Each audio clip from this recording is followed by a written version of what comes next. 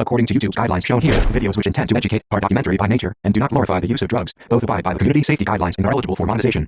The following video does not glorify the use of drugs. Instead, it attempts to be non-biased while delivering vital life-saving information disguised as entertainment. I like to eat turtles with lots of gravy and soy sauce. We do not display graphic use. There are no scenes showcasing drug consumption, and any insinuation of use should be taken as satirical at best. Thanks, YouTube. And don't forget to visit our Patreon page after the video for extra content and behind-the-scenes footage that only our patrons get to see. I love you, motherfucker. I'm feeling some tingles. Something is about to happen. I shouldn't have taken that next one.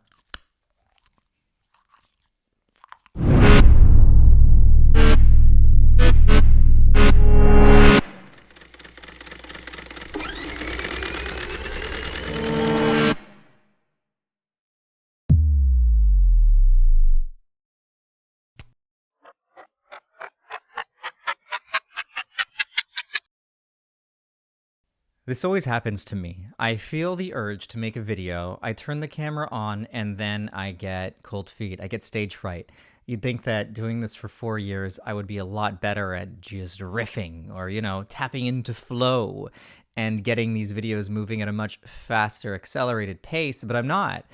Instead, what happens is I turn the camera on. There's a lot of fluff talk that goes on, kind of like this, where I'm just trying to get acclimated with the fact that I'm sitting in my basement and talking to myself, and then I kind of pretend that there's thousands, maybe even millions. I mean, you never know with these videos. People either living in the camera or behind the camera that are watching this, and that often helps get me more into the groove of like being a performer, because no matter which way you slice it, what I'm doing here is I'm educating people, but I'm also performing, because if you weren't entertained by my performance, you probably wouldn't watch the video. So that's a lot of pressure. And I found in recent times, with all the stress that I've been going through in my personal life, I haven't been doing too well with the pressure. Instead of just crumbling, I have been succumbing to bad habits. Things like taking focus medication, as I call it, which is just a nice way of saying one molecule off methamphetamine, which is, that amphetamine dexedrine. I was taking that to get me to edit, and then I came to the very obvious, painfully obvious realization: if I need to take a drug in order to do something, I mean, obviously that was my belief, my own limiting belief stopping me from editing without it, but even if it's just a belief, it's still what's going on. If I feel like I have to take something in order to do a task which at one point was fun, enjoyable, something I looked forward to, then you've got a real problem here. It would appear that I'm no longer enjoying what I'm doing, which is not cool. That's not why I started making YouTube videos. Of course, I want to educate people on safe psychedelic use, but at the end of the day, you got to help yourself before you help someone else.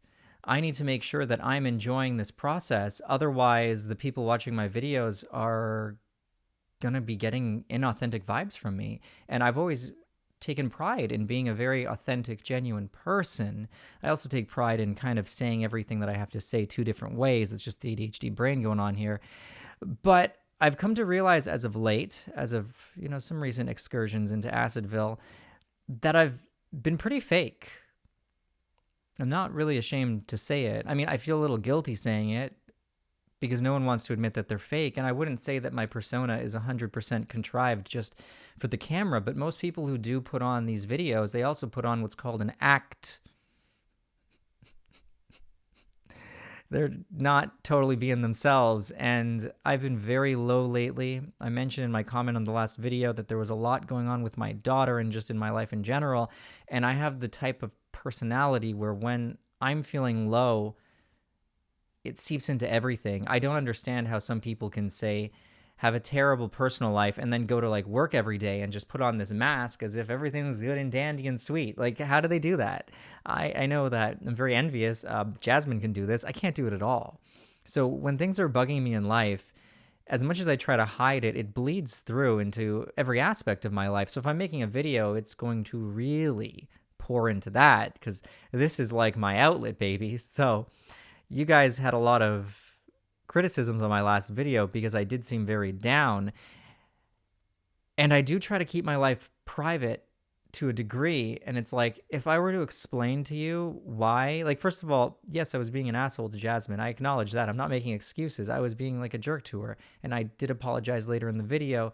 But there's a lot more going on beneath the surface that you just don't realize as a viewer. And it's like, if I were to get into explaining the entire situation to you, I'd feel like I was doing myself a disservice for forcing me to talk about something that I want to, keep private. So, I mean, it sucks. Like, I don't want you guys to think that I'm an asshole, or some people said I was a controlling boyfriend, which is really so far from the truth.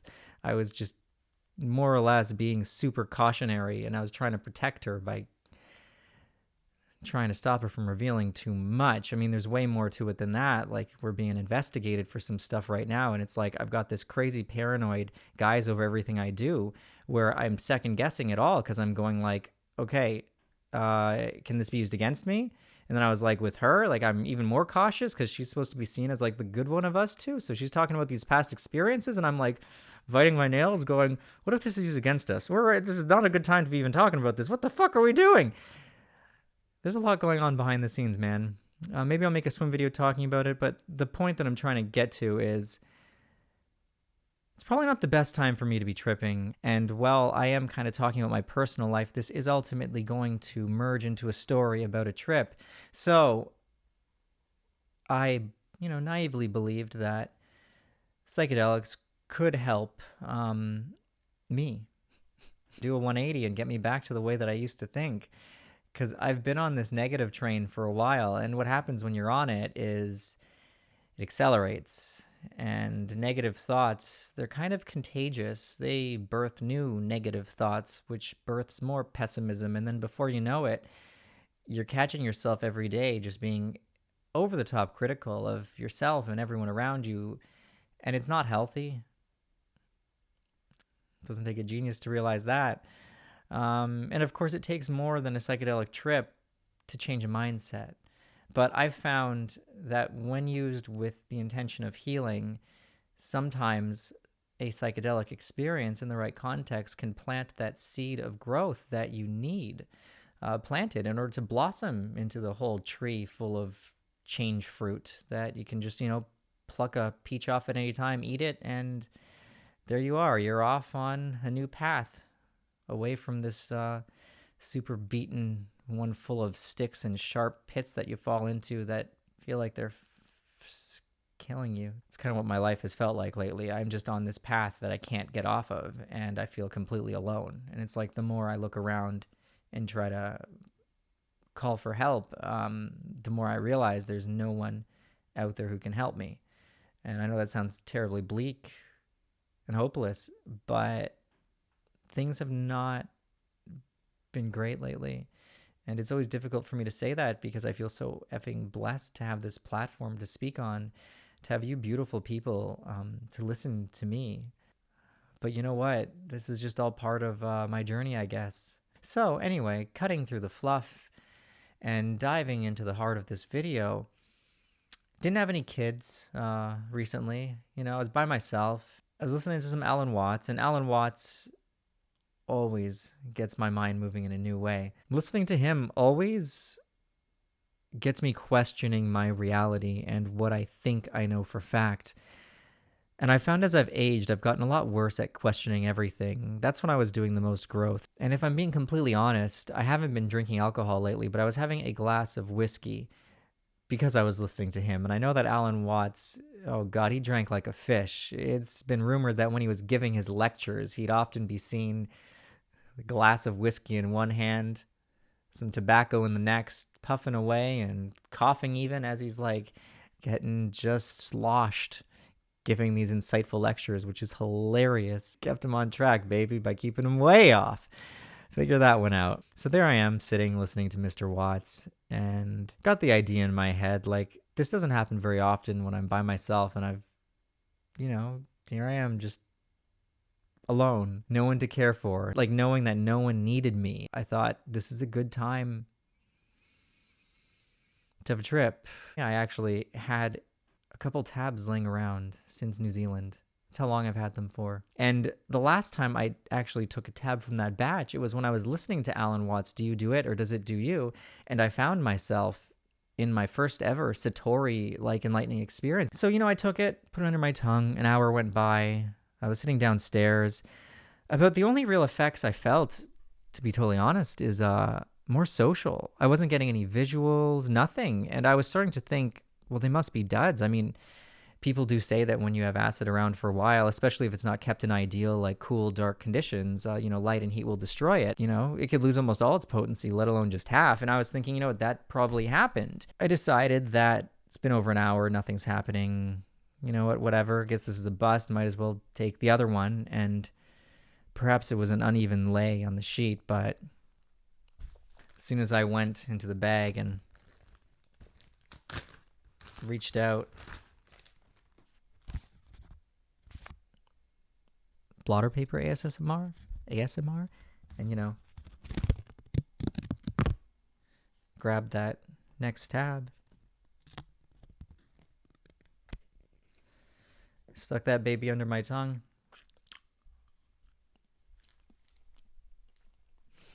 I decided to give my friend a call. Now, the friend that I decided to call is one of those guys who we've been friends for years, and he always gets mad at me because I've been really busy with family and stuff, and I haven't been able to be there for him, and he's, needed me. And so he's like, some days he's called me every day in a row for a week, and I hadn't been able to get back to him just because I'm such an asshole. It's just really my family's been like my number one priority, and like, he doesn't really understand that. So I decided I'm feeling really social. The tabs really aren't doing much. Let's talk to him. And that was kind of a mistake. Really, by the way, this is just paper. Yeah, these, I got these for like a secret purpose that we're gonna do a video on them soon, but not real. I mean, this is real blotter paper, but there's nothing on it. Like, guys, I'm gonna be tripping real hard soon. It's actually real. I'm just saying it's not just because this is YouTube. So, oh man. So much. The hell am I getting myself into? I should have realized it was going to kind of guilt me as to why I haven't been talking to him much lately, and not getting into like all the details of the story. We were talking about him and dating, and somehow the story went into a topic for me that was a little, emotional, where it was a situation where I felt like I was being used. And I immediately, like, red flags, like sirens went off in my brain, and I went, Adam, if you did just take 2 of these tabs, and one when you took it last time, at least one was insanely potent. It's not a good idea to go down this thought train of you being used. That's gonna launch your come up in a bad direction. Because keep in mind, I'm like an hour and a half in, just taking a second one, and it's like, if the peak is gonna kick, it's gonna kick now, and it's gonna kick me hard to the curb, man. So I get off the phone with him. I felt bad about the conversation he had put me in. Well, not him, like the conversation that happened. And I also felt guilty because I don't talk to him much. And just the whole thing around this friend was just full of guilt. So I'm like trying to wash the guilt off by putting on some entheogenic music. And I'm thinking, okay, I don't know why I was feeling nothing before, but I'm feeling some tingles. Something is about to happen. I shouldn't have taken that next one.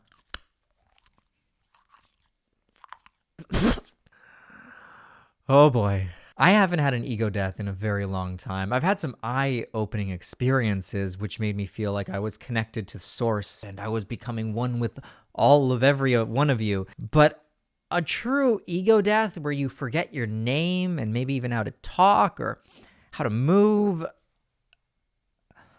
that's something that it's been a little while, man. Yeah. Suffice to say, I don't think any of these tabs were duds. I think, for whatever reason, they just took a long-ass time to come on because they both started to hit me at once. And now, it's a little hard to remember exactly what happened, which is crazy because usually I have a great time recalling these experiences, but ineffable usually does mean just that. It's not effable. So I'm having a very difficult time remembering the order of events. I have little flashbacks of things and what was going on. So I might just jump between a few of them because I know I was down here. listening to Entheogenic, and I do recall starting to get increasingly worried.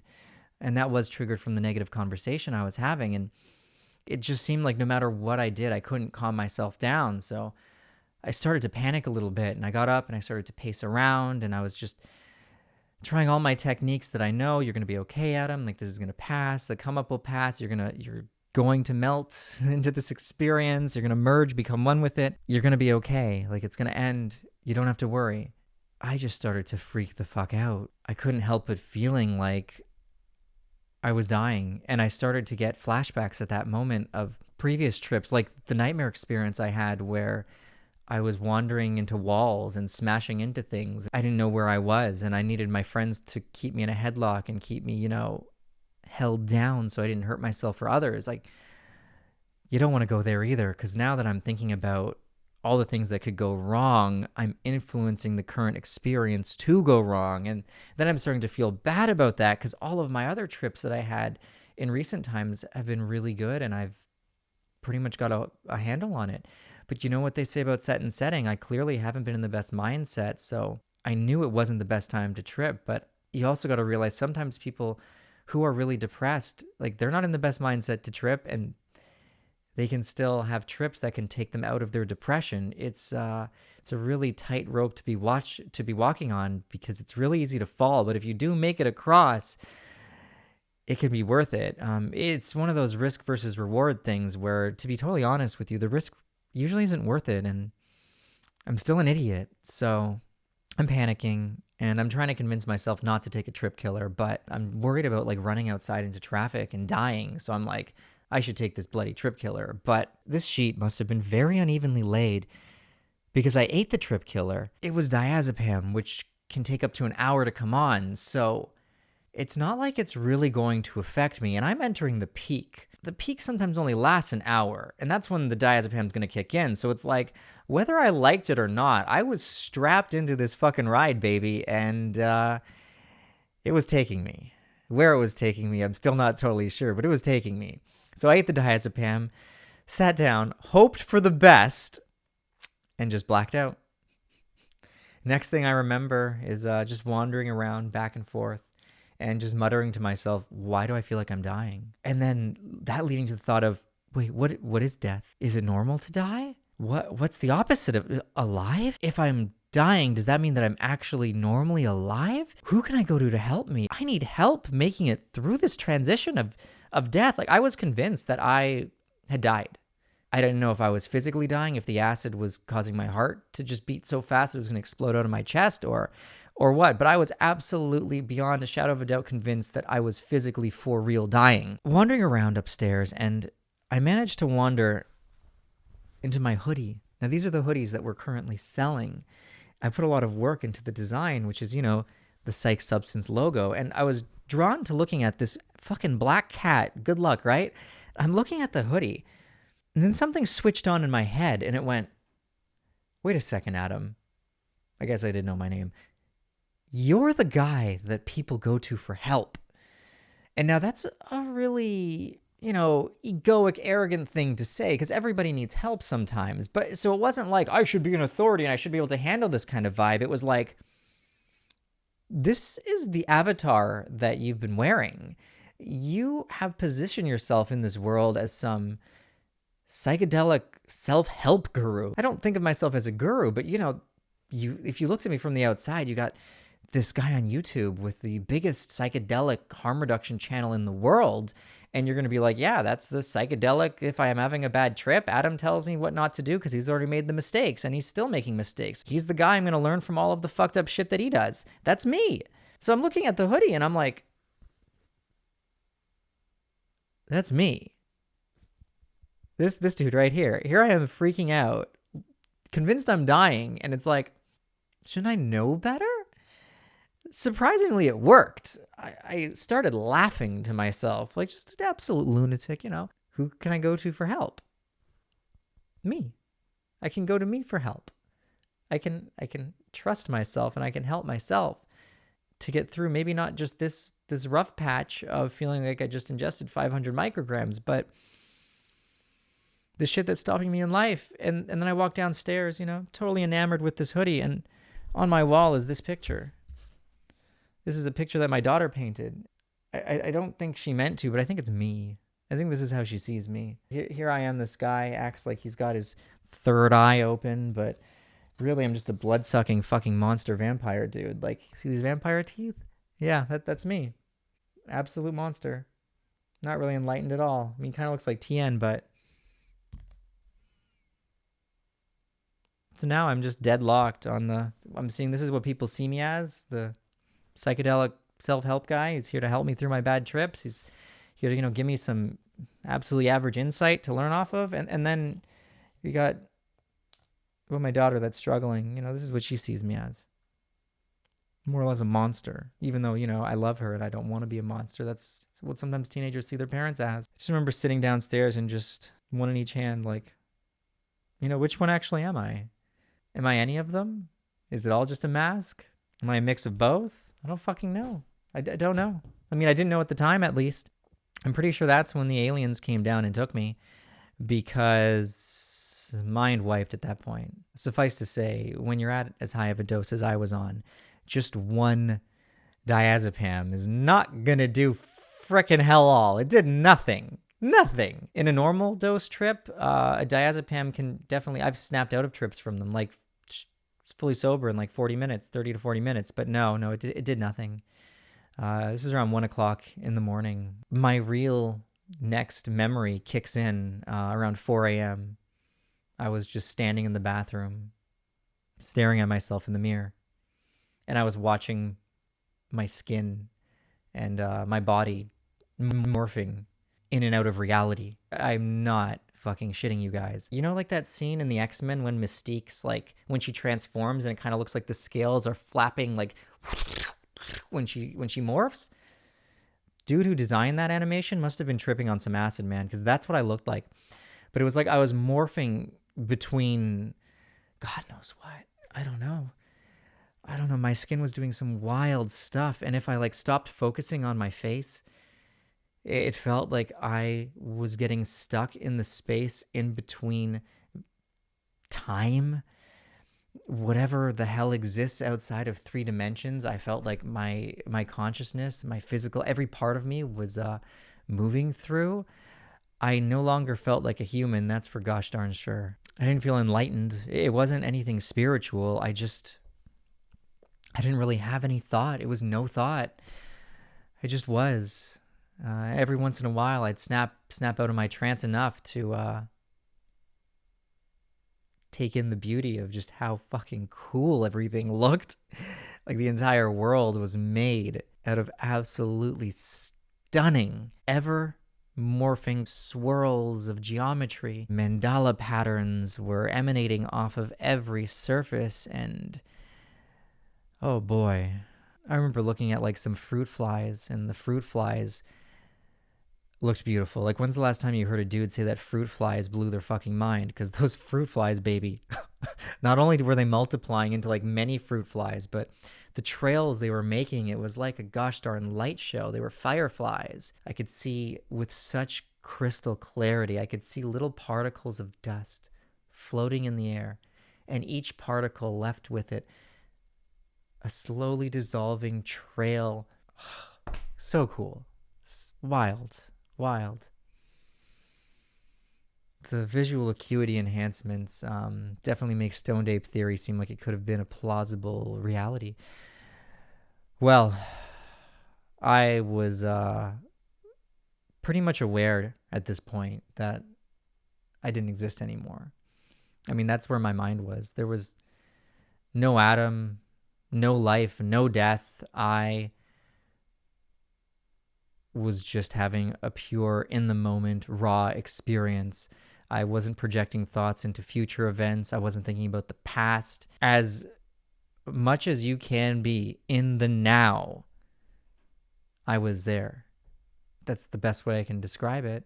And I think because I was just so in the moment, it's hard to recollect exactly what was going on, because I wasn't, you got to think about events sometimes to store them. Like as you're doing stuff, when you're having a conversation with someone and you're remembering different parts of the conversation, it's usually the parts that when you were having it, you were like, repeating over to yourself in your head or thinking more on that stand out to you. So when you're just truly living in the present moment, what's to remember? Nothing. What's to log? Logging things takes you out of the present. Having to remember stuff. How are you in the present if you're still living in the past, or if you're thinking about, you're not. So it's like, I fully understand why these experiences often come equipped with a lack of, an awareness of what truly happened, a lack of no ability to recollect what happened. Not to mention that when your brain is in a very different state, your brain is chemically altered when you take these compounds. You're trying to recollect it from, and I've said this before, from a sober state. And you can remember things, images, sounds, even tastes, but you can't remember a state of being, because you got to be in that state of being to access it. And that's why it's so challenging to bring back a taste of what a psychedelic trip is in the sober mind, because you're trying to see something with a lens that's covered. And you know what? No matter how hard you try to look out of a fucking camera, saying there's a lens cover on it, you're not going to be able to see past it. You have to remove the lens cover. I mean, yes, you're looking through the same lens, but it is being blocked. You take those psychedelics, your prefrontal cortex communicates with other parts of your brain, and more areas light up with the visual part of the brain, and they have this dance, this orchestrated, beautiful show of fireworks, like the music and the visuals mix their juices and become this whole new fucking creature that you got to experience to really appreciate, or even be able to, on the surface level, understand. Well, you can't bring that stuff back. I mean, I got to make these videos and I'm trying to tell people about these experiences, but there's only so far I can actually go when my palette consists of language based in folklore, predating me and any of you guys watching this, language that has existed from a very different time. We need a new fucking language. There's got to be a better way to communicate. But I mean, you got to work with what you got. So I'll do my best to be a wordsmith, even though I think I can be quite lousy at times, too repetitive. But yeah, so back to the trip. I went from, next memory really is around 5 a.m. in the morning, or 6 a.m. in the morning. There's a note on my computer. Let me see if I can find it. I got my computer here. 5:57 a.m. I wrote, somehow I was able to type, props to me. I wrote, so this feels like an alien spaceship right now. This is very strange indeed. I kind of love it. The colors are so in ellipses. Wow. They pull you in. They sure fucking do, Adam, because I have no idea what you were experiencing at that moment. But man, did the computer look cool. There's really, not much more to say about the experience. It's one big blank slate, but it was beautiful. Recent studies, I'm going to link one below from 2008, are suggesting, well, they're actually kind of proving that psychedelics like LSD, psilocybin mushrooms, DMT, well, they promote neurogenesis in the brain, meaning they're going to promote the growth of new brain cells. Yeah, that means that if I've damaged my brain from, say, taking that focus medication for so long, then hey, perhaps microdosing from here on out is the way to go, because I'm just going to slowly heal that mind. And now I know there's a lot of you guys watching who are like, no, Adam, you're an idiot. Drugs aren't the answer. Drugs got you in this mess. And I would tell you to go watch a different fucking channel, because this is called Psyched Substance, motherfucker. Don't want to hear about drugs? Go watch Shia LaBeouf or something. That made no fucking sense. I do not believe that drugs are the answers to everything. But psychedelics are non-addictive, and sometimes they are the wake-up call that you need to stop treating the people around you like shit. And sometimes you need a really loud alarm because the normal one has just gotten way too easy to ignore. And that's kind of where I've been at. I'm getting really frustrated with having these experiences, and then I don't want to make excuses, but just because of the things happening in my life and me giving them so much power over me, falling back into these old negative ways of experiencing life. It's been happening to me a lot. I have this experience that takes me out, and then I get brought right back into the shit, and I can't keep myself out of the shit. And people would argue, hey, if that's not proof that psychedelics aren't the answer, then I don't know what is. And you're absolutely right. I made a video recently about, I was wrong about psychedelics. They aren't the answer. They're not the answer, but they are sometimes a life rope. Sometimes they can get you out of your funk. But other times you need more than just one evening, one trip to truly get out of some of these negative patterns that our brains have been training, we've been training ourselves to be in for so long. Like, it would be naive to think that just one experience is all it's going to take to magically pull you out. No, it takes work. And, I've been on this fucking yo-yo of back and forth between healing and doing great and then falling back down to pits of despair to doing great, because I have in the past looked at psychedelics as if that was all I needed to heal. And I've been naive in regards to my own personality and what I personally need to be healthy. I've thought way too highly of myself.